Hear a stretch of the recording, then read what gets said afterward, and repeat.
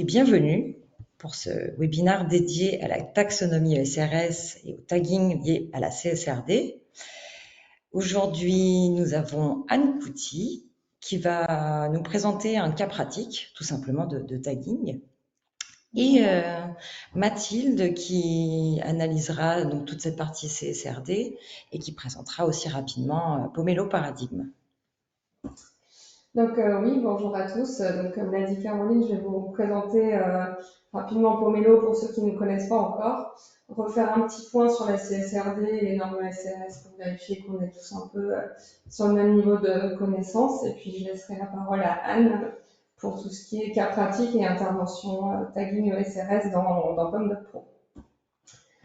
Donc, Pomelo Paradigme, donc depuis 2013, nous souhaitons offrir des solutions technologiques et métiers pour remettre l'humain au cœur du processus de création de documents, grâce à 3 éléments majeurs. Donc, un outil de DM collaboratif hébergé en France, Pom.Pro, qui est le leader en France sur le marché des rapports financiers. Un accompagnement sur mesure, même des accompagnements sur mesure en gestion de projet, en design, en conformité, en éditorial et en durabilité. Et enfin, un écosystème de plus de 50 sociétés partenaires pour tout ce qui est audit, traduction, communication, conformité et CSRD maintenant. Donc, en ce qui concerne le cadre, les différents cadres réglementaires de la durabilité, on voit par exemple que donc la NFRD en 2015, qui a été retranscrite en France par la DPEF, va être remplacée progressivement par la CSRD, qui est entrée en vigueur dès le 1er janvier de cette année 2024. Donc on aura cette CSRD, le règlement taxonomie pour tous les investissements durables, alignés ou non, et l'ISSB qui a développé 2 normes IFRS S1 et S2 pour les sociétés internationales. On voit d'ailleurs que la Grande-Bretagne va utiliser ces 2 normes dans le cadre de ses rapports de durabilité et sa propre taxonomie. Et on a aussi des cas particuliers pour les banques et assurances avec la SFDR. Mais ce qui nous intéresse aujourd'hui, c'est la CSRD avant tout. Donc, comme vous le savez certainement, elle entre en application progressivement selon différents seuils. On a les premières entreprises qui vont devoir reporter dès l'année prochaine sur leur exercice 2024. Donc, c'est les entreprises en gros qui étaient soumises à la NFRD. Puis 2026, on a les entreprises de plus de 250 salariés qui devront publier également, pour ensuite concerner les PME cotées. Et ensuite, on aura aussi des entreprises non européennes qui ont une activité en Europe ou une succursale dans les États membres, donc la France en ce qui nous concerne. Les exigences principales de cette directive sont de produire des informations de durabilité au même titre que les informations financières. Donc ça, c'est un outil de transformation aussi pour les sociétés. L'exigence de publier un rapport qui est visible à la fois par l'homme et par les IA, par la machine. Des normes ESRS qui doivent être analysées via une analyse de double matérialité. Un document qui doit être audité par un organisme tiers indépendant agréé, sachant que ces OTI seront définis et encadrés, tout comme les sanctions, par les États membres, sachant que la France a été le premier pays à mettre en œuvre la CSRD dans l'Union européenne. Je me permets d'interrompre parce qu'apparemment il y a un écho dans la salle. Est-ce que tout le monde nous entend bien? Bon. C'est bon. Allez, c'est parti. Merci. Donc, comme je l'évoquais, donc on a les normes ESRS qui constituent cette directive, qui vont être la base d'une grande partie du travail. Comme vous le savez certainement déjà, on a 2 normes transversales, donc les ESRS 1 et 2, et ensuite des normes thématiques réparties entre des normes environnementales, sociales et de gouvernance. Sachant que donc ça constitue 12 normes thématiques avec qui ensuite découlent 82 disclosure requirements, 1700 data points et plus de 4000 concepts XBRL disponibles. Sachant que vous ne serez pas obligé de reporter sur tous ces concepts, mais c'est ce qui est publié dans le brouillon transmis par les FRAG. Ensuite, on va voir venir des normes sectorielles et PME qui sont en cours. Ensuite, avant de laisser la parole à Anne, on voulait faire un petit focus sur le format numérique, parce que c'est un gros sujet chez nous, chez Pomelo, parce qu'on fait du document depuis plus de 10 ans. Donc, on a vu une réelle évolution du PDF vers le XHTML, donc qui répond à 4 objectifs principaux. Celui de la transparence, donc toutes les informations sont référencées grâce à des taxonomies ou des métadonnées. L'information est plus transparente. Un objectif d'accessibilité, donc grâce à toutes ces métadonnées, les malvoyants pourront accéder aux documents, ça permet de traduire plus facilement, et aussi, encore une fois, d'automatiser pour une lecture par les IA. Ensuite, on a un objectif de comparabilité d'une année sur l'autre au sein d'une même société ou entre sociétés. Ensuite, un objectif de pérennité, notamment avec l'arrivée de l'ESAP en 2027. Donc, ce sera une grande base de données européenne avec tous les rapports des sociétés qui permettront de les archiver et de les comparer dans le temps. On observe aussi 3 avantages majeurs à ce format numérique. Tout d'abord, le fait de valoriser le travail des collaborateurs et l'engagement des sociétés les plus vertueuses. Un gain de temps pour les investisseurs qui vont pouvoir se concentrer sur l'analyse des données plutôt que sur la recherche d'informations. Et aussi la fiabilisation de cette information, car les sociétés émettrices vont rester maîtres de leur communication. Je laisse la parole à Anne. Merci beaucoup Mathilde. À travers ce cas pratique, on va couvrir en fait toute la réalisation que vous avez peut-être pour certains commencé à entreprendre. Donc on va revoir un petit peu cette approche méthodologique pour la mise en place de cette CSRD dans vos documents. Et puis le sujet qui nous intéresse majoritairement effectivement, c'est cette partie, la constitution du document, et puis le tagging qui sera à réaliser. Évidemment, pour ce cas pratique, on a réalisé ce cas pratique sur Pom.pro pour vous permettre d'avoir un meilleur aperçu à travers un outil qui existe aujourd'hui. Alors, dans cette approche méthodologique de la CSRD, la première étape, évidemment, c'est bien de consulter toute cette réglementation en étant bien informé, en ciblant sur les éléments normatifs que vous allez devoir mettre en place. Ça vous permet effectivement de bien utiliser, on va dire, les bonnes pratiques et vraiment de mettre la base de la réglementation au cœur de votre méthode.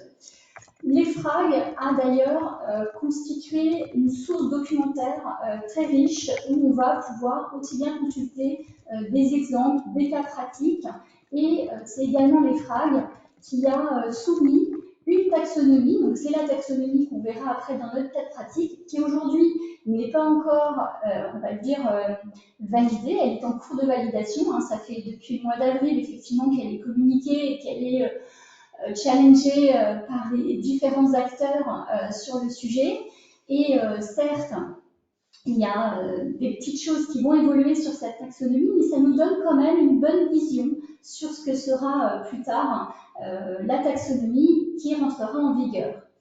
Effectivement, elle va définir plus de 4000 concepts, hein, donc ça représente un certain nombre d'informations qu'il va falloir taguer dans le document, avec des granularités techniques telles que des dimensions qui vont venir s'ajouter, des membres, et puis des axes avec des arcs qui vont organiser un peu toute cette taxonomie. Alors, n'ayez pas de crainte, effectivement, même si on est sur un outil technique, un véhicule assez technique, hein, le XBRL, les outils se chargent effectivement de vous mettre toujours en place des IHM, des interfaces qui vous permettent de le faire assez facilement. C'est ce qu'on verra notamment avec PomDoc.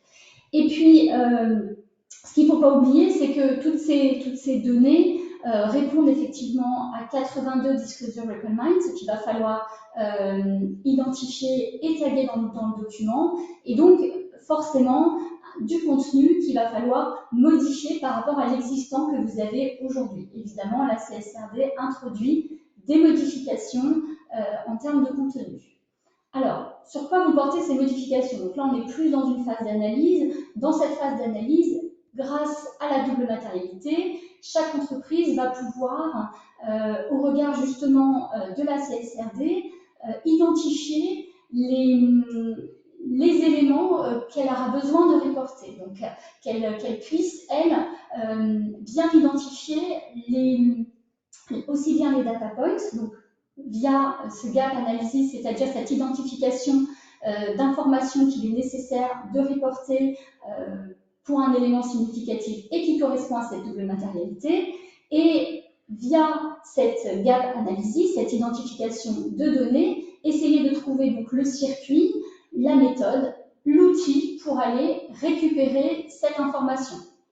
Ça peut être via des outils de collecte, qui sont des outils métiers, qui vont permettre aux entreprises de pouvoir déployer au sein de leur organisation des formulaires de saisie ou des moyens, des interfaces de communication pour pouvoir remonter toute cette information, la consolider au sein des systèmes, donc l'identifier, l'uniformiser et la consolider au sein des systèmes pour pouvoir l'inclure ensuite dans le document. Ça peut être fait aussi sous format de fichier Excel pour des données un peu plus, on va dire un peu plus facilement manipulables, et en tous les cas qui permet de communiquer entre les différents systèmes. Dans la partie pratique, vous avez bien compris que dans le document, il va falloir intégrer toutes ces informations. Attention, quand on parle de données, on ne parle pas forcément que de données numériques, on va avoir beaucoup d'éléments de texte qu'il va falloir retravailler, qu'il va falloir consolider, tout l'enjeu effectivement de cette CSRD. Évidemment, pour tout ce qui va être tagging, je sais, si je reprends un petit peu au niveau de la réglementation, les 4000 concepts à taguer, ça va faire un certain nombre de manipulations en termes de tagging. Et donc, ce qui est très important, c'est de faire appel à des outils qui vont pouvoir mettre en place des taggings automatiques, comme PomDoc le prévoit, effectivement. Le fait de pouvoir concevoir des tableaux avec des dimensions dont les tags, c'est-à-dire les références qu'on va pouvoir positionner dans le texte, vont se mettre automatiquement. Et puis évidemment, sur la partie éditique, va permettre cette rédaction, cette mise en forme de tous ces disclosure requirements. Tous ces éléments qui vont constituer le rapport de durabilité qui sera ou non inclus effectivement dans le document. Alors, il y a deux approches que les FRAG soulignent et qui effectivement, fort de ce qu'on a pu nous détecter auprès des différents émetteurs que nous avons consultés avant ce webinaire, il y a deux approches qui ressortent. On a une approche qui est, on va dire, un peu plus proche de la norme. C'est souvent le cas d'ailleurs pour des sociétés qui n'avaient pas encore, on va dire, émis de rapport de durabilité, qui ne travaillaient pas le sujet d'un point de vue, on va dire, communicant, marketing. Et donc cette approche-là, elle est plus donc, via cette norme, via cette proposition, en tous les cas, de description des informations, un peu à la mode, j'allais dire formulaire, mais tableau. C'est le cas notamment ici par rapport à cet exemple visuel où on va retrouver le titre, la référence qui fait appel à la norme et puis les différents éléments, la description, etc., etc., et puis les liens avec des actions stratégiques à mener. Bref, on est sur quelque chose de purement normatif, mais on s'éloigne quand même de cette partie plus raconter une histoire du document. Alors, évidemment, à partir de ces éléments recueillis, on peut aussi basculer vers des documents beaucoup plus marketing, beaucoup plus verbeux, qui vont pouvoir communiquer, raconter l'activité de la société et de montrer et de démontrer évidemment les stratégies, que ce soit environnementales, sociales, qui vont pouvoir être mis en œuvre au sein de la société.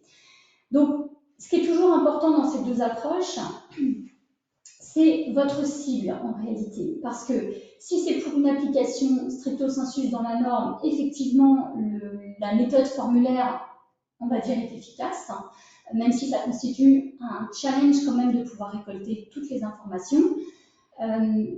restez quand même sur quelque chose de communicant. N'oubliez pas que vous avez des lecteurs et que toute cette partie qui est exigée par la réglementation, elle n'est pas pour retirer justement le côté communicant, mais justement pour apporter de la transparence sur cette communication. Donc il faut relever ce challenge de l'esthétique avec tout ce contenu nouveau pour certains, détaillé et en tous les cas identifié pour les autres. Et on verra qu'avec le véhicule justement du tagging, eh bien, ça nous permet de pouvoir faire les liens et continuer à rester sur quelque chose de très varié. Voilà. Alors, grosso modo, maintenant, on va parler du tagging. Alors, le tagging, c'est quoi? Donc là, ici, vous avez un exemple de document, vous avez du texte et en dessous un tableau avec des chiffres et puis des lignes et des colonnes. Et puis à droite, on a représenté la taxonomie. Bon, pour ceux qui ne sont pas forcément familiers avec la taxonomie, c'est quoi la taxonomie? Eh bien, c'est une arborescence de concepts qui ont des liens relationnels entre elles. Donc là, on peut voir en l'occurrence sur une partie de la taxonomie ESRS sur la section sociale. Donc c'est pour ça qu'on a le S. On a S4.1, S4.2, S4.3, S4.4, S4.5. Et sur la S4.4, effectivement, on va identifier un certain nombre de concepts qu'il va falloir reporter, qu'il va falloir communiquer. Donc, à droite, on est sur la taxonomie, on est sur une structure d'information. Et à gauche, on est sur le document, c'est-à-dire les éléments qui vont être communiqués.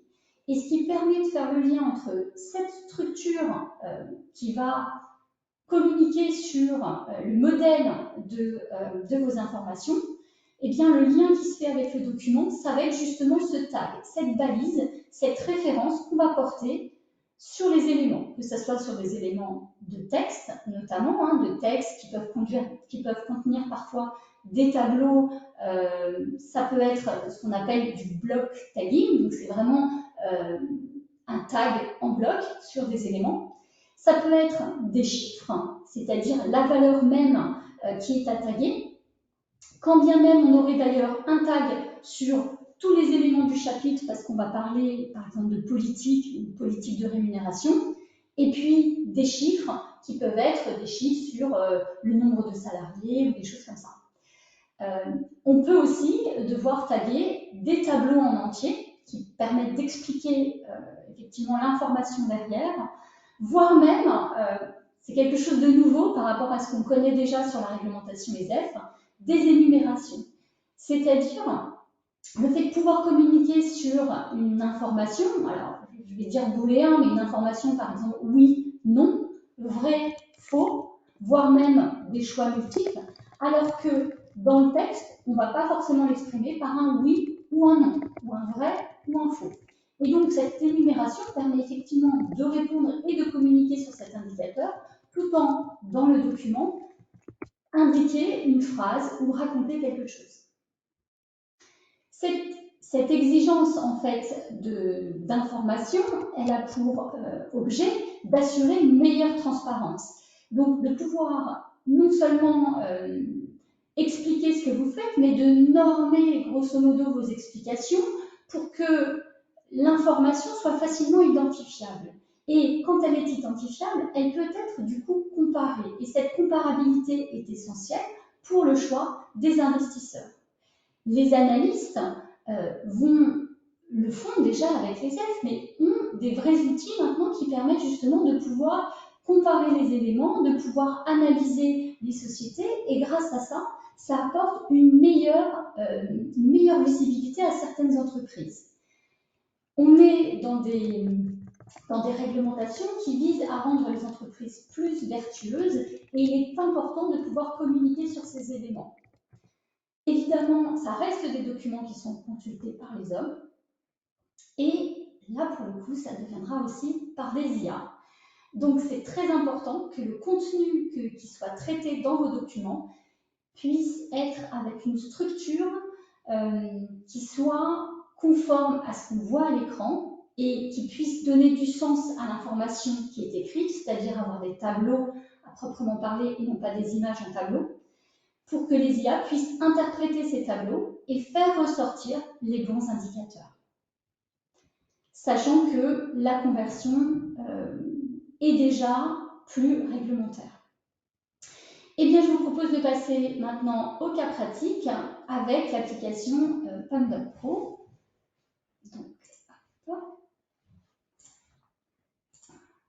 Donc, je vais partager mon écran.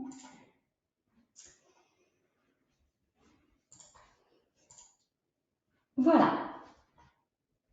Alors, je suppose que vous voyez bien mon écran, donc tout va bien. Donc là, on est effectivement, alors je ne vous fais pas une présentation de l'application, hein, c'est pour ceux qui ne connaissent pas, c'est juste une application qui permet de pouvoir travailler dans un document, de pouvoir à la fois rédiger le contenu et faire la partie graphique du document, une sorte de super InDesign Word, voilà, et qui intègre également toutes les particularités relatives notamment au tagging et à la taxonomie. Donc ça nous permet de pouvoir vous montrer à travers un cas pratique justement comment se passe ce travail de tagging dans le document. Donc là ici, on a pris comme exemple un document qui avait vocation quand même à être très communicant. Hein. D'ailleurs, c'est un document qui on va dire, qui a du contenu visuel et graphique, etc. dans les éléments. Et j'actionne en fait la possibilité de pouvoir voir justement toutes les choses un petit peu dynamiques, puisque dans ce document, on a déjà inclus le tagging qui sera à faire dans le document. Alors là, vous voyez, on est sur une partie un peu de sustainability, donc on est vraiment sur des parties qui nous intéressent, et on va arriver sur une partie, notamment là ici, vous voyez certainement la partie en rose. Cette partie rose, elle est là pour vous indiquer les textes qui ont été tagués. Donc, si je vais d'ailleurs sur ces parties-là, ici, et je clique dedans, je vois les éléments qui sont tagués, je suis capable d'identifier effectivement les concepts qui ont été mis, et d'ailleurs, je vois que effectivement la taxonomie qui est utilisée est bien une taxonomie ESRS. Donc, c'est la taxonomie que l'EFRAG a publiée, sur lequel, effectivement, nous, on s'est basé dans la plateforme. Alors, chaque élément, chaque texte devra effectivement être tagué. Donc, c'est le cas, par exemple, sur ce texte-là que je clique. Mais il faut savoir que parfois, ici, j'ai un chiffre, les 2400 typiquement. Eh bien, sur ce texte-là, parfois, il est possible d'avoir 2 tags qui sont positionnés. Donc, un tag qui va décrire effectivement la politique d'une façon générale, et puis un élément qui, lui, est un focus sur le nombre d'employés, typiquement. Et donc, on peut superposer effectivement ces différents tags pour pouvoir communiquer à la fois sur des données chiffres et à la fois sur des données plus textuelles. Donc, ces éléments-là arrivent dans le texte. On peut voir que ici, en cliquant sur les différents éléments, eh bien, en fonction du document, je vais pouvoir visualiser d'autres tags qui ont été posés, voilà, dans le document. Alors, grosso modo, qu'est-ce que c'est de mettre un tag? Pour les gens qui ont l'habitude avec les F, c'est quelque chose de connu. Pour les autres, eh bien, vous voyez, on va dédiaboliser tout de suite le fait de faire un tag, c'est très très simple. En fait, poser un tag, c'est indiquer dans le document un élément et le raccrocher à sa taxonomie, tout simplement. Donc, on a un petit outil de liaison là, qui permet de pouvoir aller poser effectivement une étiquette. Alors, je vais tout simplement surligner mon texte qui va porter le tag. Ici, donc c'est toute cette partie sur les droits humains, sur la politique des droits humains. Et je vais créer mon étiquette. Donc, c'est assez simple. Voilà, mon étiquette est posée. Évidemment, sur mon étiquette, je n'ai pas encore déterminé le concept. J'ai juste donné l'indication que ce texte-là contient effectivement des éléments que je veux référencer au sein de ma taxonomie. Et ensuite, je vais choisir sur quel élément je vais faire la référence. Donc là, je vais pouvoir, si je connais effectivement le nom du concept, eh bien, directement taper le nom du concept. Et si je ne le connais pas, ou j'ai besoin de le retrouver, je peux aussi la retrouver. Et c'est là où, effectivement, on va découvrir cette taxonomie ESRS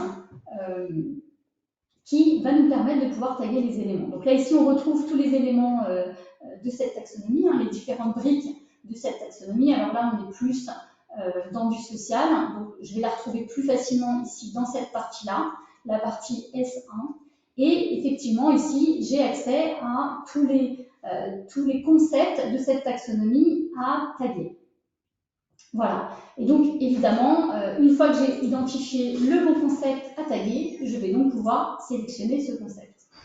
Le fait d'avoir choisi un concept de base dans cette taxonomie, évidemment, ça va me renvoyer des propriétés des textes au regard de ce concept. Par défaut, comme j'utilise un concept de base, j'ai des informations qui arrivent.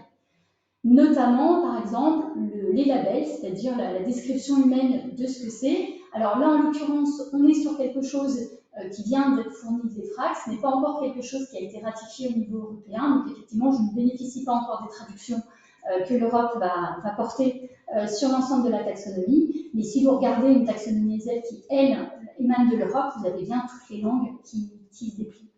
Et puis, eh bien ici, un chemin de fer qui va me guider pour justement aller finaliser mon travail de création dans la taxonomie. Même si dans mon texte, j'ai identifié mon concept, et bien maintenant, dans ma taxonomie, je vais donc rattacher ce concept et donc finaliser mon travail.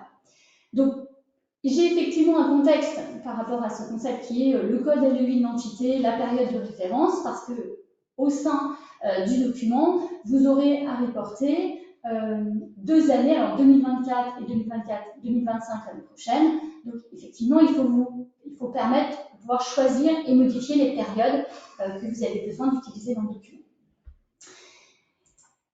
Comme on est sur des éléments de texte, parfois il est possible que dans le texte que vous avez besoin de référencer, vous ayez un paragraphe qui, lui, ne traite pas de ce genre de sujet.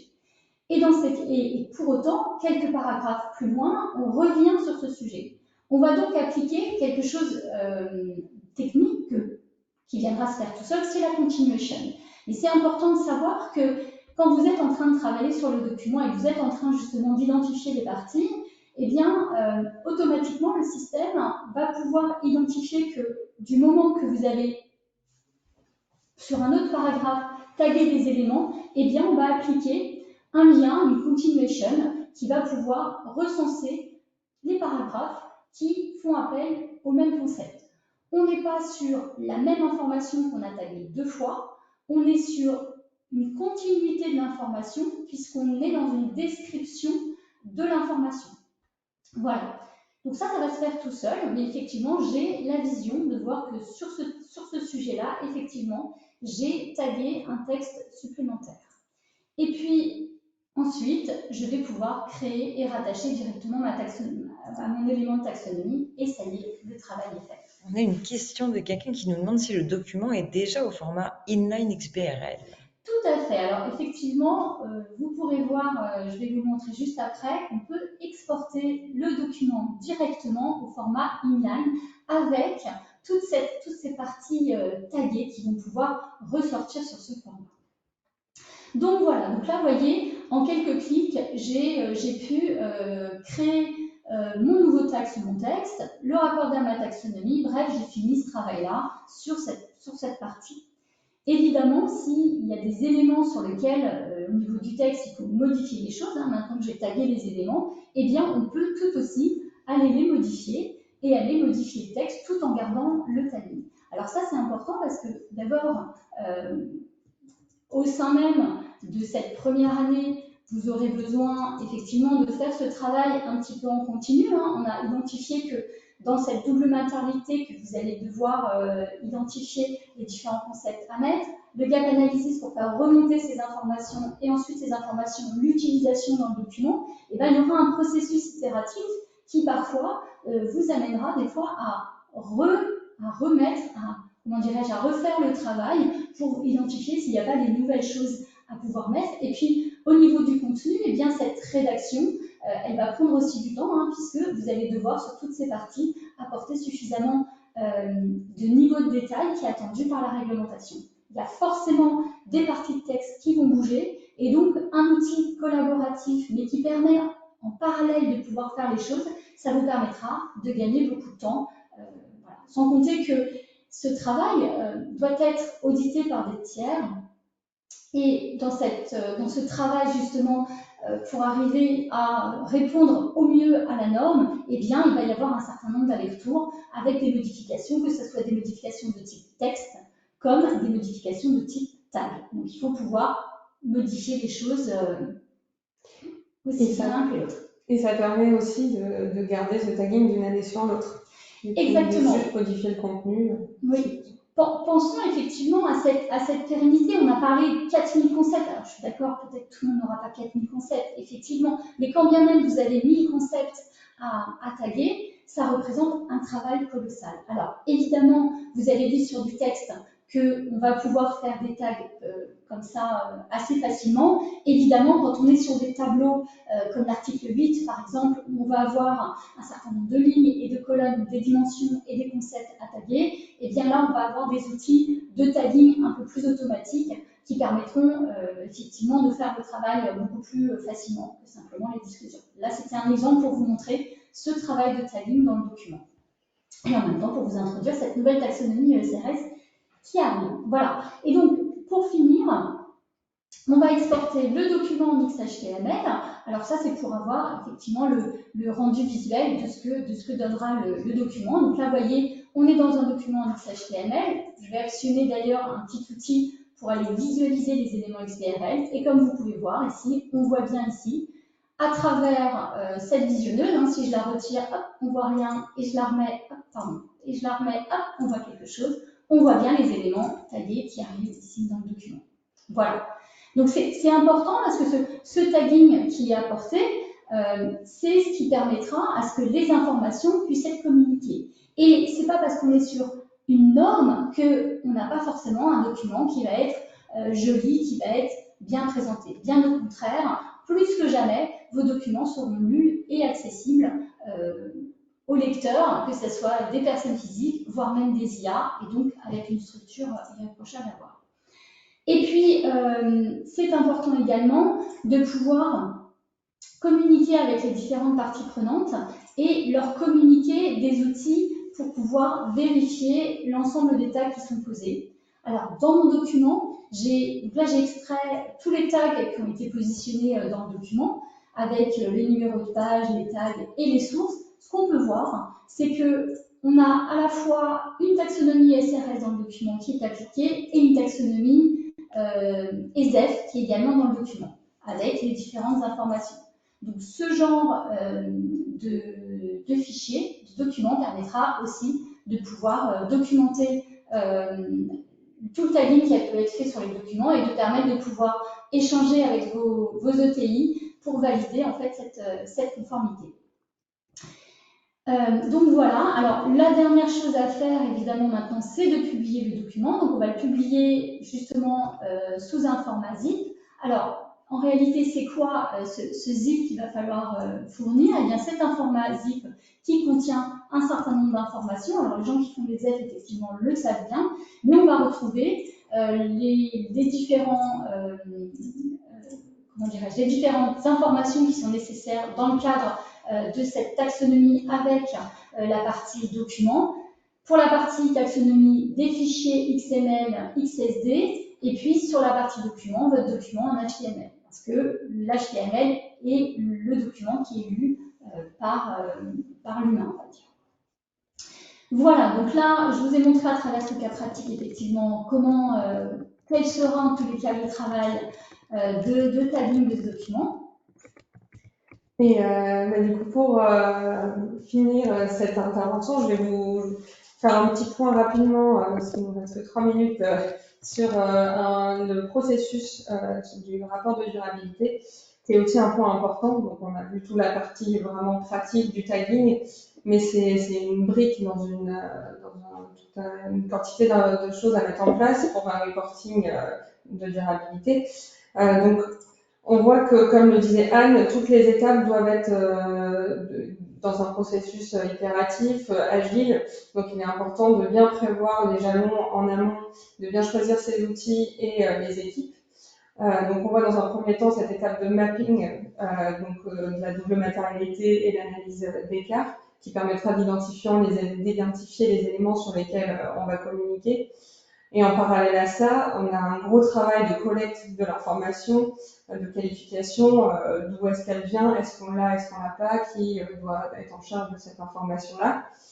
Et sur cette base-là, de pouvoir constituer son document en termes de contenu et en termes de tagging, sachant qu'il est vraiment essentiel de pouvoir revenir à ces différentes étapes à tout moment du processus, parce qu'on se rend bien compte que certains éléments peuvent manquer ou doivent être complétés.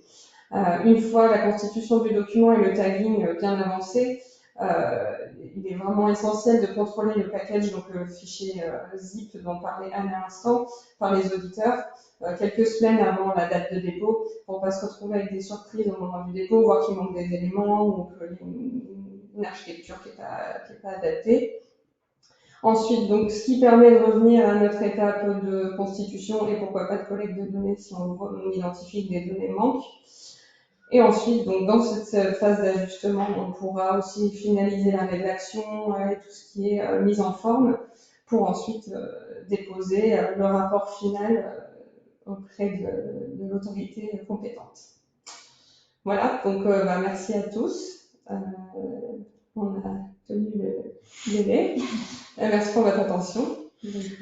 Est-ce que quelqu'un a une question? N'hésitez pas à vous servir de l'onglet questions en haut à droite de votre écran. On peut profiter encore de cette petite minute pour y répondre. Et si toutefois vous souhaitez poursuivre en fait ces discussions, mais dans un cadre un peu plus personnalisé, c'est-à-dire dans le cadre de votre futur CSRD, n'hésitez pas également à nous contacter. On voulait vous sensibiliser sur cette nouvelle réglementation qui arrive, sur laquelle on se prépare tous. Et effectivement, nous sommes là pour envisager l'avenir avec vous et voir comment atteindre cet objectif le plus sereinement possible. Voilà.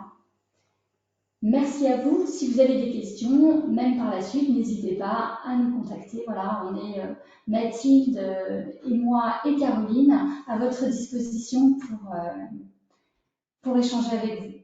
Merci beaucoup. Merci beaucoup. Bonne journée.